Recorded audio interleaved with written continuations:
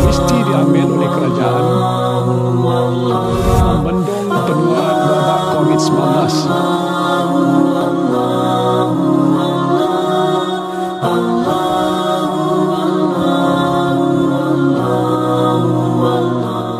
Bismillahirrahmanirrahim. Assalamualaikum warahmatullahi wabarakatuh. Kembali kita bersama dalam perbincangan berkaitan dengan isu yang berlaku, wabak yang sedang tersebar luas sekarang ni, COVID-19, dan apa yang boleh kita lakukan di rumah. Dan pada perjumpaan kita ataupun pada siri yang lepas, kita membincangkan berkaitan dengan kekeluargaan. Dan mungkin ada yang bertanya, kami yang bujang macam mana? Kami yang level student, kami yang tak kahwin lagi macam mana? Kami nak buat pada isteri pun tak boleh, kami nak buat pada suami pun tak boleh, anak lagi lah. Baik, apa yang saya boleh cadangkan kepada anak-anak muda ini yang masih belum berkahwin? Rugilah tak kahwin lagi kan.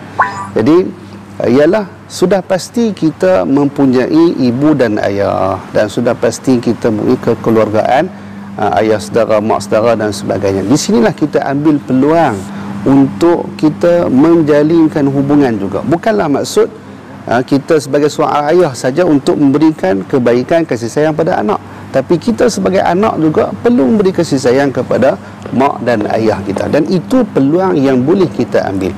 Dalam masa yang sama ialah kita boleh menjadikan masa yang lapang ini, masa yang banyak ini, yang paling penting adalah untuk kita menambahkan ilmu pengetahuan kita dengan kita memperbanyakkan bacaan,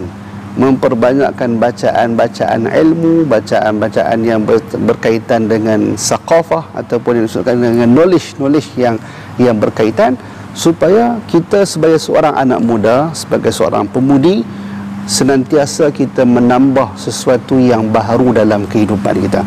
Dan mungkin kalau di sana kita tak boleh nak bacaan yang secara bacaan yang ilmiah, bacaan yang begitu detail, kita bacaan santai yang terlalu banyak mungkin kita boleh baca dalam internet dan sebagainya.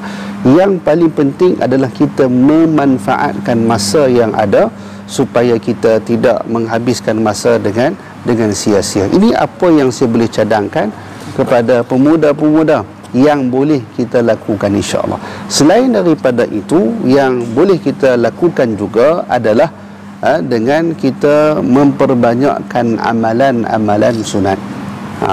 Di sini kalaupun kita tak boleh sembahyang berjemaah di masjid lagi, kita boleh sembahyang berjemaah di rumah bersama dengan keluarga kita.